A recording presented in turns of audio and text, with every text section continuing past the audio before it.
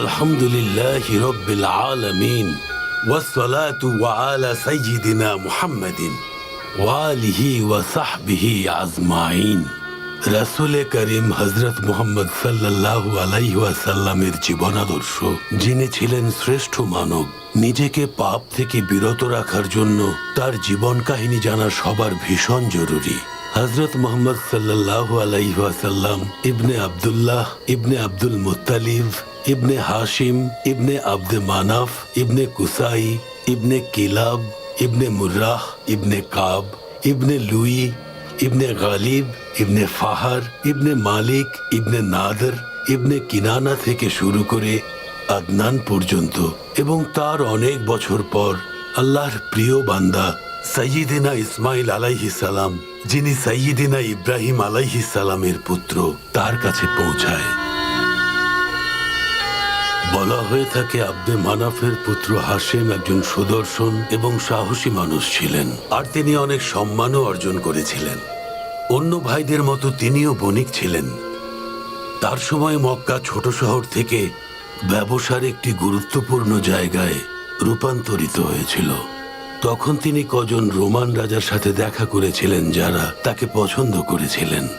তিনি তখন রোমান ভূমিতে কুরাইশ বংশের জন্য ব্যবসার অনুমতি চেয়েছিলেন, আর পেয়েও ছিলেন।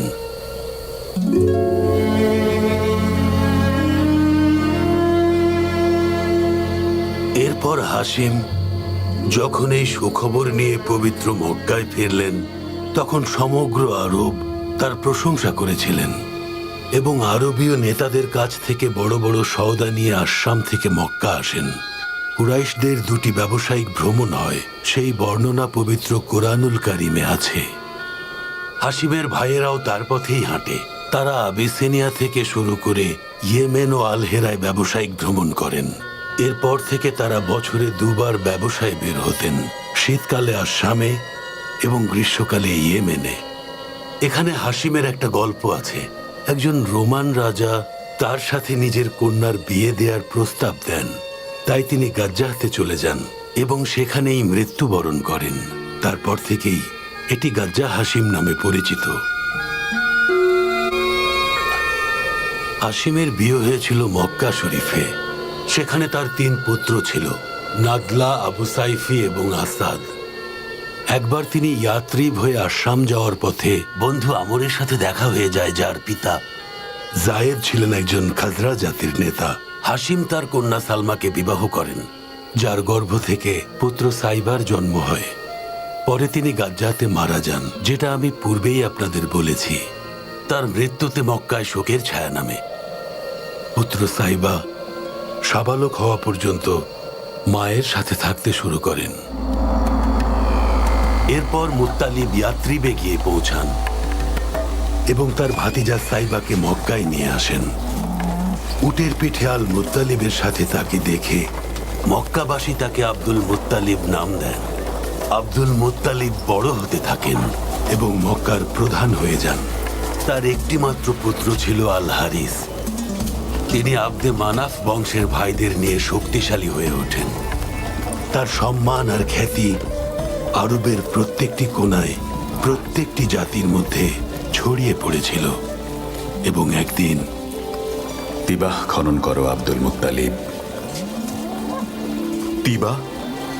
কি এই তিবা? বোররাহ খনন করো। বোররা?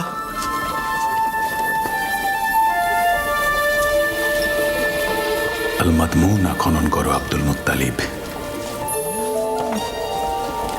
কি এই আল মাদমুনা?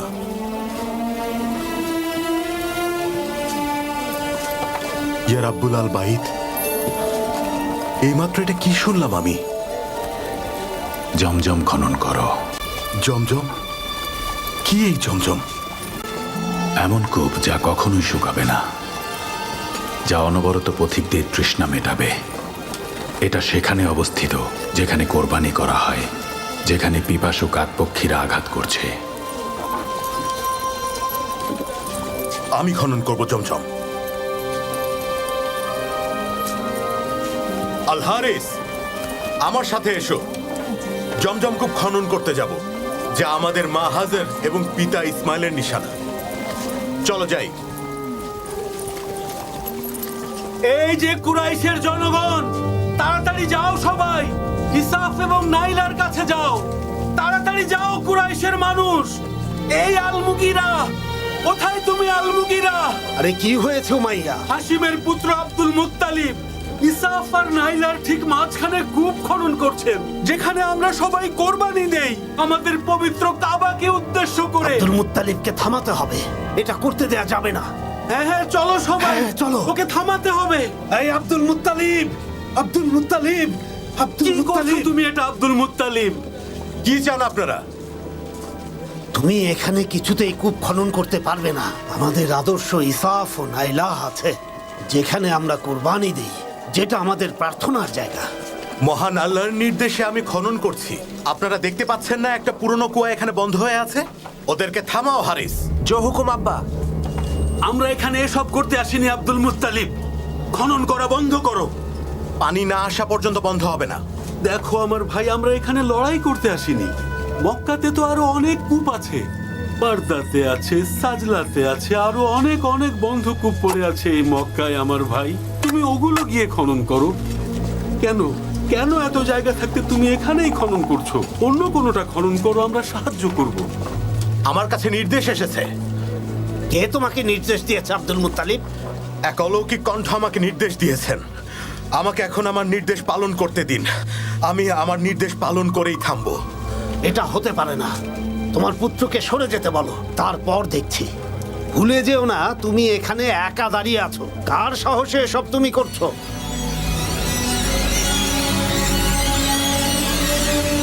ইয়া রাব্বিল কাবা, এটা কি?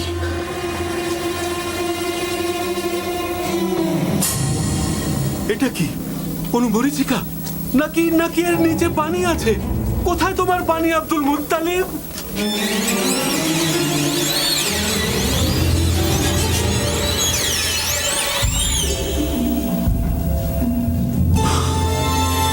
গুপ্তধন, এগুলো জুরহুমের। মক্কা থেকে যাওয়ার সময় রেখে গেছে। এখানে দুটো সোনার হরিণ আর 7টা স্বর্ণের তলোয়ার আছে, স্বর্ণের ঢালও আছে।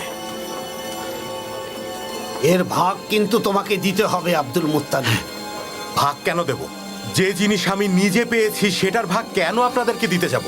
ভাগ তোমাকে দিতেই হবে। আমরা তোমার অভিভাবক, আমাদের অধিকার আছে। পুরো কুরাইশ আমার সাথে আছে। আমি জানি এরা আমার জন্য লড়বে। হাশেমের বংশকেও যদি ডাকি, যাই হয়ে যাক না কেন, তারা আমাকে বাঁচাতে আসবে, কেউ কিছু করতে পারবে না। আমার বাবা এখানে ভূমিপতি ছিলেন। আমি যা করছি কুরাইশদের ভালোর জন্যই, যতক্ষণ পর্যন্ত এরপর আব্দুল মুত্তালিব জমজম থেকে গুপ্তধন নিয়ে কাবাতে চলে গেলেন, যেখানে ভাগ্যের পরীক্ষা হয় তীরন্দাজের দ্বারা। এরপর সেখান থেকে তিনি দুটো সোনার হরিণ জিতে আল কাবার দরজায় লাগান এবং স্বর্ণ দিয়ে পবিত্র কাবার তালা চাবি বানান। এরপর আব্দুল মুত্তালিব কূপ খননের সময় নিজ বংশের মানুষের ব্যবহার দেখে দোয়া করেন, আল্লাহ তাআলা তাকে 10টি পুত্র সন্তান দান করলে তিনি একটি পুত্র কুরবানি করবেন। তার স্ত্রী সুমরা আল আমিরিয়ার পর আব্দুল মুত্তালিব 4টি বিবাহ করেন, যাদের ঘরে 10টি সন্তান জন্ম নেন। যখন 10টি পুত্র সন্তান হয়, তখন তিনি কোরবানির জন্য ভাগ্য পরীক্ষা করলেন পুত্র আব্দুল্লাহর, যিনি নবী মুহাম্মদ সাল্লাল্লাহু আলাইহি ওয়াসাল্লামের পিতা ছিলেন এবং 10 পুত্রের মধ্যে সবচেয়ে প্রিয় ছিলেন। এই যে মাজলুম বাসীগণ, আপনাদের সন্তান, তাকে বাঁচান। আব্দুল মুত্তালিব তার সন্তানের কোরবানি দিচ্ছেন। ওর মাথা খারাপ হয়ে গেছে, চলো তাড়াতাড়ি। জমজমের কাছে নিয়ে গেছেন। তাহলে এটা পুরো কুরাইশ বংশের রীতি হয়ে যাবে। সেদিকে তাড়াতাড়ি চলো, তাড়াতাড়ি চলো। পিতার প্রতি তোমার আনুগত্য দেখে আমি মুগ্ধ আব্দুল্লাহ। না, এটা করবেন না আব্বা। দয়া করুন, ছেড়ে দিন ওকে, ছেড়ে দিন ওকে। নিশ্চয়ই আল্লাহ তাআলা অন্য কোনো পথ দেখাবেন। আমি শপথ করেছিলাম, আমি এখন আমার শপথ ভাঙতে পারি না বাবা। হে আব্দুল মুত্তালিব, হে মক্কার প্রধান, এমন করো না, করো না এমন। না, অনর্থ করো না মক্কা এটা প্রধান। করবেন না মক্কা প্রধান। তাহলে আমার শপথের কি হবে কুরাইশগণ? হে আব্দুল্লাহ, আমার বোন ফাতিমার পুত্র, স্বয়ং আল্লাহ তাআলা এই কোরবানি হতে দেবেন না। আমার শপথ, যদি আমার শপথ ভাঙি তাহলে আমার নাম আব্দুল মুত্তালিব না। না আব্বা, না, ও আমাদের সবচেয়ে প্রিয় ভাই আব্বা। এটা করো না আব্দুল মুত্তালিব, ও আমার সন্তানের মতো, আর তোমার তো নিজের সন্তান। দাঁড়ার, এই জুবাইর, আর তুমি হারিস, এই আব্দে মানাফ, কিছু করো, কিছু করো তোমরা।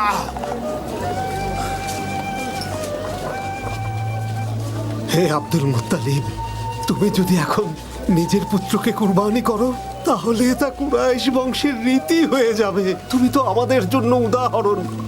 আল্লাহর দোহাই, আল্লাহর দোহাই আব্দুল মুত্তালিব, তুমি থামাও এটা। এর বদলে কি চাও বলো, আমরা আমাদের সমস্ত সম্পদ দিয়ে দেব। এটা করো না। আপনারা কি বলেন কুরাইশগণ? এখানকার প্রধান আব্দুল মুত্তালিব কি কখনো তার দেয়া ওয়াদা ভঙ্গ করতে পারে? তার কাছে দেয়া ওয়াদা, যিনি আমাকে পথ দেখিয়েছিলেন জমজম কূপ খনন করার, সেই জমজম যা মানুষের তৃষ্ণা নিবারণ করছে। শোনো সবাই, চলো আমরা আল হিজাজে যাই। ওখানে একটা উপায় হবেই। ওখানে একজন আছে যার কাছে জিন থাকে। তিনি যদি বলেন যে কোরবানি দাও, তাহলে দিয়ে দিও। কিন্তু এমনও তো হতে পারে উনি আমাদেরকে অন্য কোনো উপায় বলে দেবেন, তাহলে সেটা মেনে নিও। আল্লাহ সাক্ষী আছেন, আব্দুল্লাহ আমার সবচেয়ে প্রিয় পুত্র। যখন ওকে আমি বললাম নিজের ওয়াদা রাখতে ওকে আমার কোরবানি দিতে হবে, সে বলল, বাবা আপনার কথা রাখতে আমি কোরবানি হতে রাজি, নিয়ে যান আমাকে। আমার পুত্রেরা, আল হিজাজে যাওয়ার ব্যবস্থা করো তোমরা। হয়তো ওখানে গেলে একটা উপায় খুঁজে পাবো। ইয়া রাব্বুল কাবা, বাঁচান আব্দুল্লাহকে। আমার চুলের পরিমাণ স্বর্ণ এবং রূপা সদকা দেব। ইয়া রাব্বুল কাবা, বাঁচান আব্দুল্লাহকে। আমি আমার চুলের পরিমাণ স্বর্ণ এবং রূপা সদকা দেব।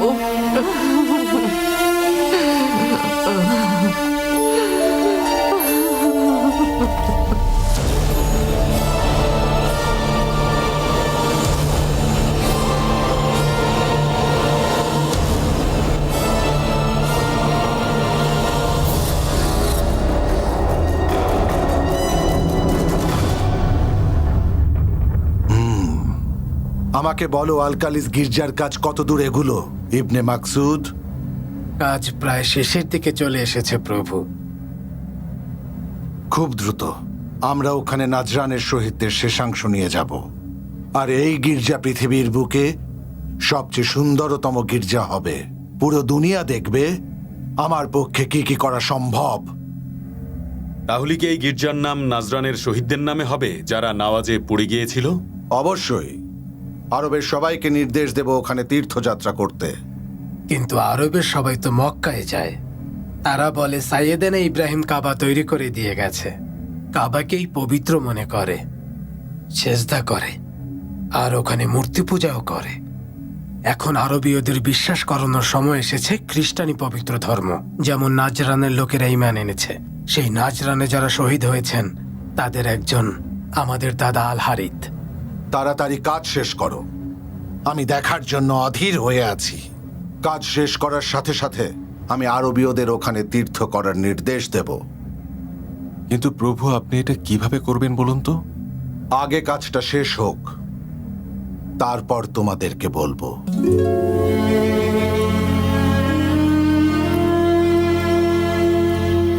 কি হলো আব্দুল মুত্তালিব, কোনো ভালো খবর? আব্দুল্লাহ বেঁচে গেছে। কিভাবে? আরে একটু ধৈর্য ধরো, আমাকে একটু বসতে তো দেবে। আমাদের ক্ষমা করুন রাব্বিল কাবা। ভাবছি আমিও বিয়ে করব। আপনার যা করতে ভালো লাগে আপনি তাই করুন, কিন্তু মনে রাখবেন আমি আমার আব্দুল্লাহকে ফেরত চাই। আমি আমার পুত্র আব্দুল্লাহকে বিয়ে করাবো ওয়াহাবের কন্যা আমিনার সাথে। কাজ শেষ হলেই আমি রওনা দেব আরবের কাবার দিকে, এবং আরবের ওই কাবাকে আমি একেবারে ধ্বংস করে দেব। তারপর আরবীয়রা সানাই আমার গির্জায় আসবে। ধীরে ধীরে ওরা এখানে বাণিজ্য করবে, অনেক অনেক মানুষ আসবে, আর আমি ওদের রাজা হব, আব্রাহা। গির্জা অপবিত্র করেছে। আমাদের হাতে মোক্ষম একটা সুযোগ চলে এসেছে। চিন্তা নেই আসওয়াদ, কোনো চিন্তা নেই আসওয়াদ। আল হিজাজে আক্রমণ করার জন্য এমন সুযোগই খুঁজছিলাম। এবার আমি ধ্বংস করে দেব আরবদের ওই কাবা।